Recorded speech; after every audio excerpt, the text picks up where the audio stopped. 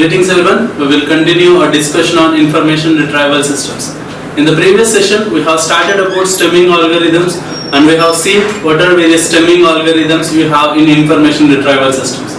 In this session, we will be looking about what is the use of a stemmer in your searching of your information retrieval system and what are the various types of stemming algorithms, and we will be looking about those stemming algorithms one by one.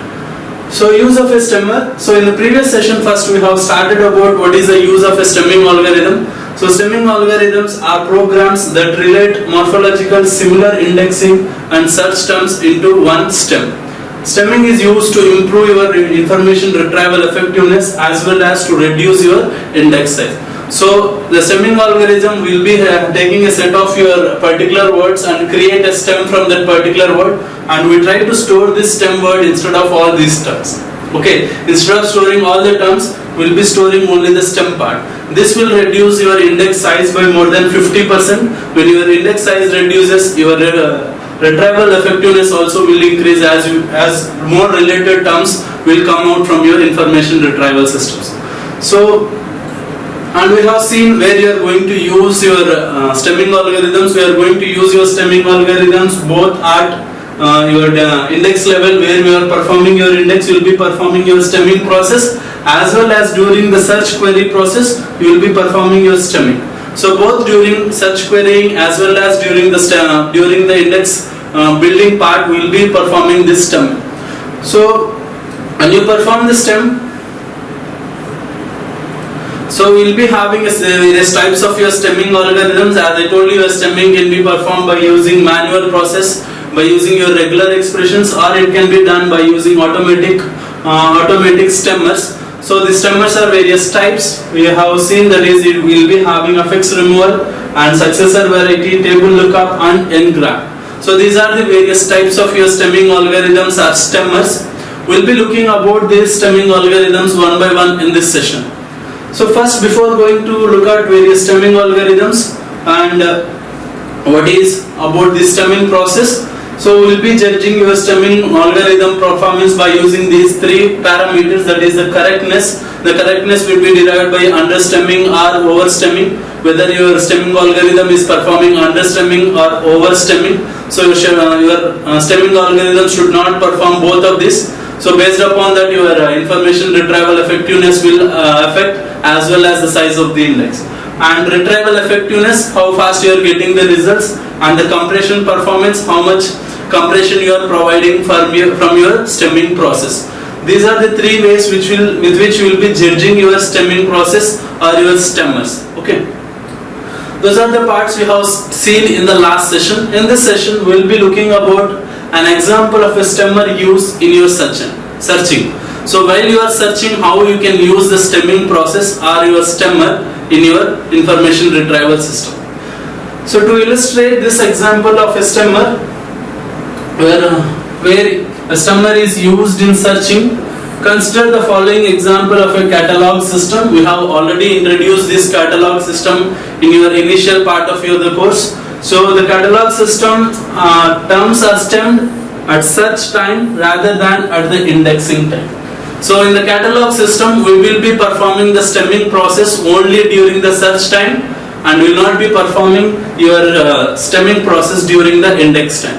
Remember, in any information retrieval system, you can perform your stemming process both at the search time or both while building the index. Okay, while building the index, you can be performing the stemming, or you can be performing the stemming during the search process.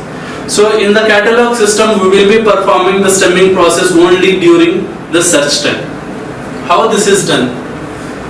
So a catalog system prompts for users for queries with the following string, that is the catalog prompt will contain, when you want to provide a query, it will be having a string like this, look for. Okay, at the prompt, user types in one or more terms of interest. So whatever the user want to search, that particular query has to be typed at the prompt. At the prompt, we will be having this particular string, that is look for, and we have to type whatever the word you want to search. That is, whatever the keyword you want to search, you have to specify here. Okay, for example, you can have something like this.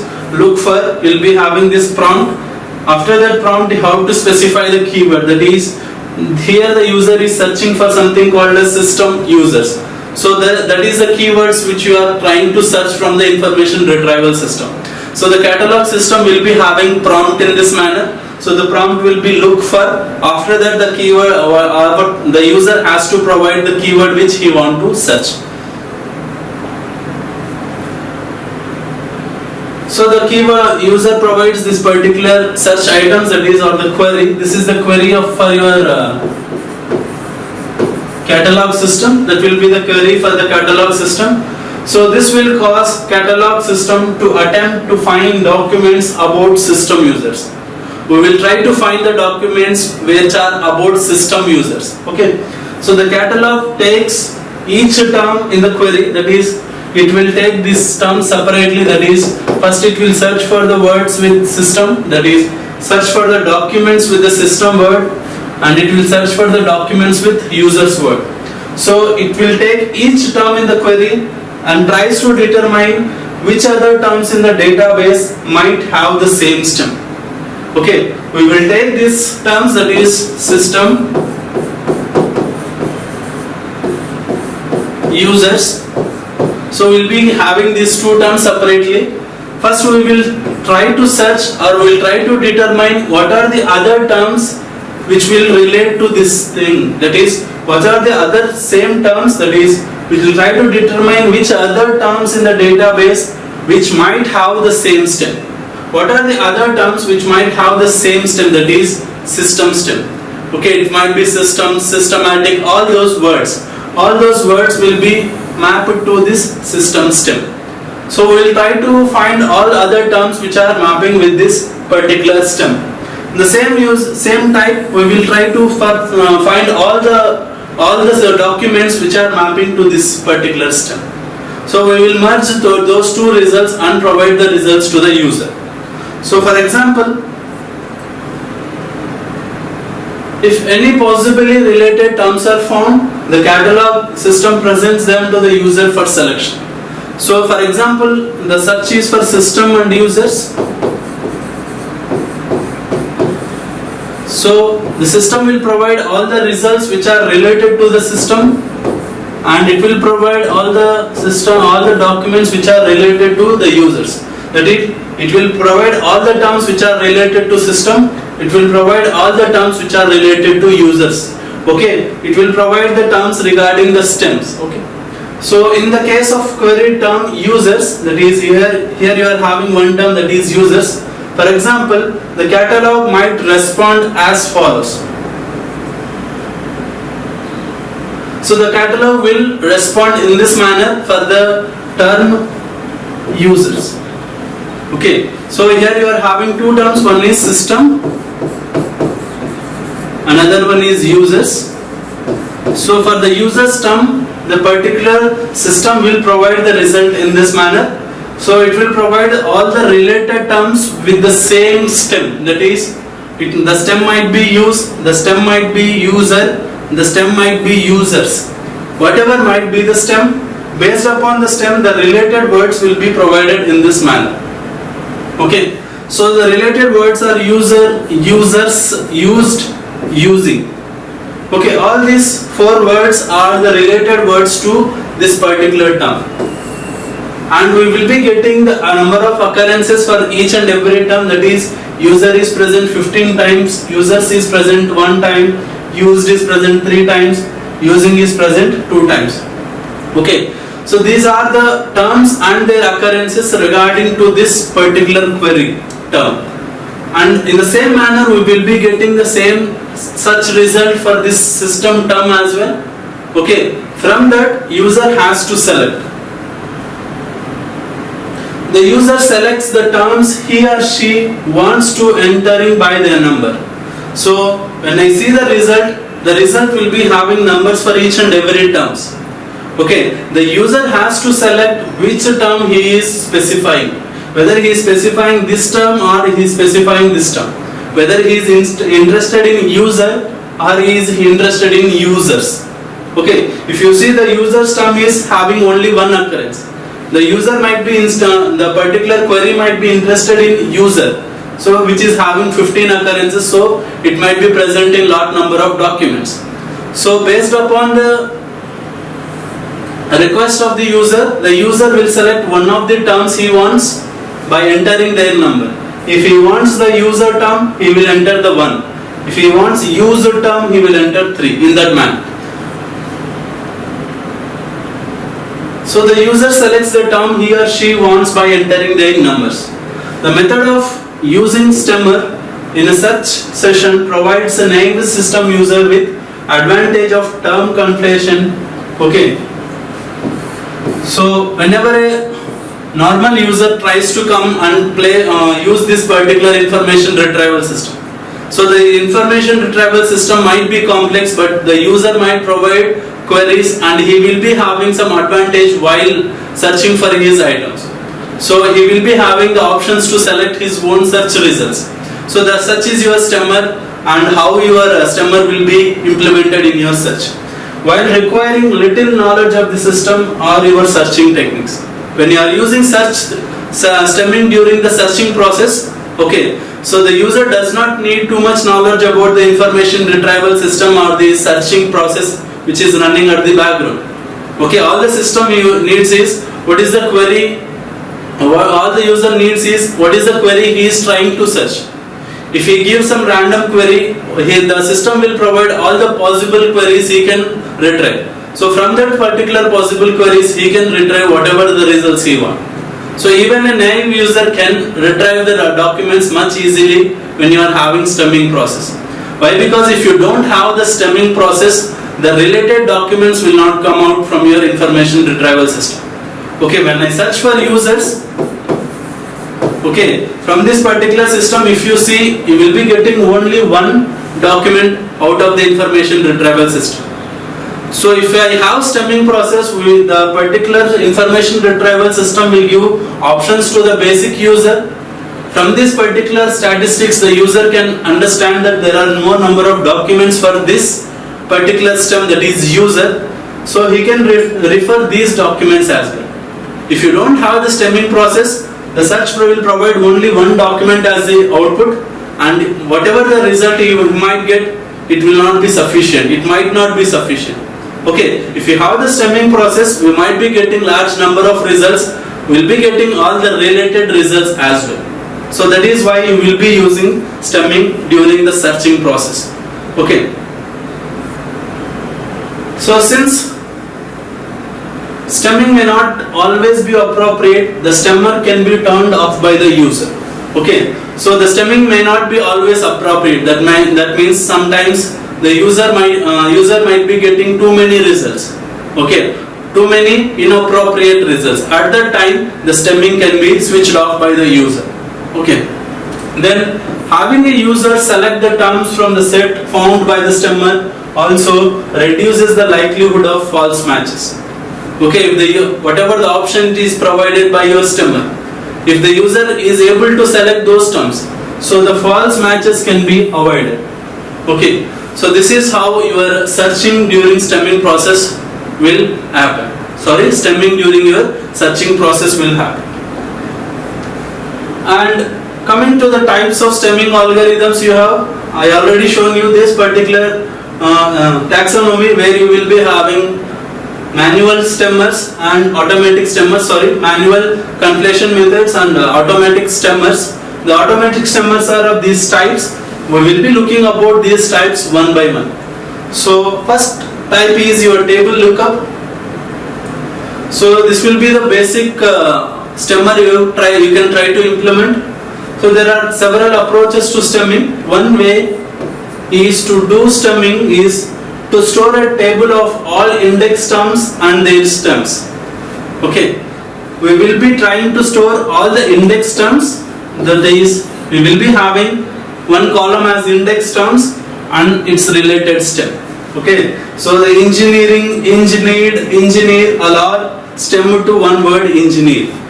Okay, so whatever may be the indexing terms which you are trying to generate from your information retrieval system, all those index terms can be mapped to any one of the stem, okay, based upon this particular words.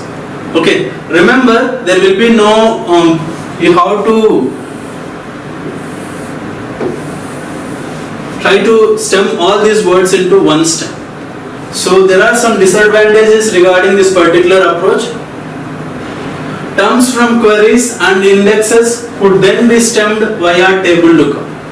So whenever you are trying to search, from the queries, when you are trying to search, that particular queries can be stemmed by using your table lookup. For example, if you are trying to search for a word engineering, there will be one stem called as engineer. Okay, so you have to just do one table lookup for that particular stemmed word. And indexes also, during indexes also, while building the indexes also, you can map your particular index terms to one of the stems. Then stemmed via your table lookup. You can look up your table and find out whether there is a stem for this word or not. If there is a stem for that word, we will map to that particular term to one of the stems. Using a B tree or a hash table, such lookups could be very fast. Okay, but looking up will be very fast by using your hash tables or your B trees. But constructing this index will be somewhat tough. Okay, the index might be looking very simple, that is you have to have your basic indexing terms and an appropriate stem. But constructing this basic index automatically by a program will be somewhat tough. Okay, what are the disadvantages when you are going for this table lookup? So there are some problems with this approach. The first is that there is no such data for English. Okay, whatever you are trying to stem, that is for your English words, there is no specific data which tries to map every word into one stem. Okay, since it has to be done automatically, for each and every word there might not be a specific stem. Okay, so that you can try get 3-letter word, 4-letter word, you might be having n different words. All those words cannot map to one stem. Okay, so all the related words might not map to one stem. So it might not be possible for you to enumerate all the words into various stems by using in the basic English as well. Okay, so constructing the table is very tough. Why? Because there is no hard and fast rules in English. For each and every word, this is the related stem. Okay, next, even if there is one, even if you could enumerate all the possible words into stems, okay, automatically, many terms found in databases would not be represented. Why? Because since they are domain dependent and not standard English. Okay, so whatever you are trying to do, you will be doing this stemming process in English. Even though if you could find all the words in English and create the stems for them, okay, whenever an English word comes, it could be mapped to one of the stems. But whatever you are trying to do, the stemming process will be done on some application databases. These application databases will usually contain application dependent words. These might not be specific to English. Okay, all the search related terms or the search queries will be these application dependent words only. Okay, these application dependent words will not be mapped to any of your English terms. So that is the problem of your table lookup method or table lookup stemmer. So constructing the index is very tough. Why? Because your English doesn't support having a particular set of words into one of this step. And even though if you have or if you could map your particular words into stems in English, there will be application dependent words which could not be mapped to any of the stems in your English words. Okay, that will be the problem. The second problem is the storage overhead of such a table. You will be having the basic indexes.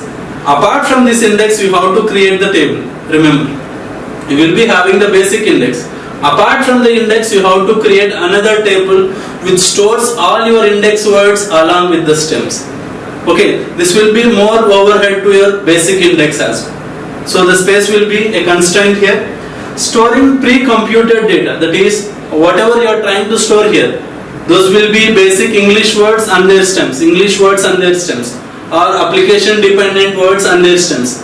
All this data has to be pre-computed, that is while during the building of your index itself, you have to create this table. Okay, while creating the index itself, most of the words have to be present in your table. Okay, this will be pre-computed data.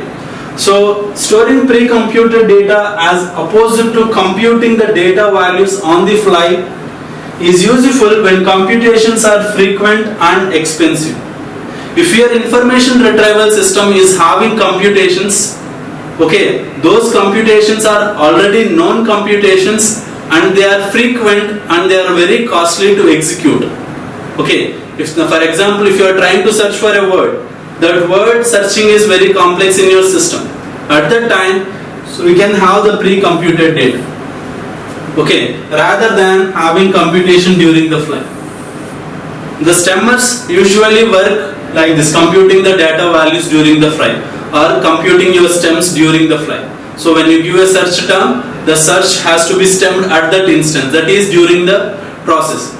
But whatever you are trying to do, this table lookup process is a pre-computed data. So you have to compute your basic English terms and their stems before itself. Okay, from that data you have to be performing searching. This process will be useful when whatever the operation you are trying to do or the computations you are trying to do are frequent computations and they are costly computations. Okay, at that time you can use this table lookup stemmer. So for example, your chess computations where you will be having predefined data, that particular data can be present as table lookup. Okay, so this chess computations table lookup will be performing much better when you are having pre-computed data than processing while on the fly. Okay, this is where you can use your table lookups. So the table lookups is having your terms and stems in one table and storing them and trying to search by using either a binary search or your B search or hash tables. Okay, the only problem is constructing that particular table, and the second problem is the space overhead over completion of that particular table. Okay, so these are the disadvantages of having table lookups, and the advantage is whenever you want to have frequent computations which are expensive computations, you can go for whenever your particular information retrieval system is having frequent computations and they are costly computations, at that time you can go for your table lookup stemmer. Okay, in the next session we will be going for the remaining types of algorithms you are having for stemming. Thank you.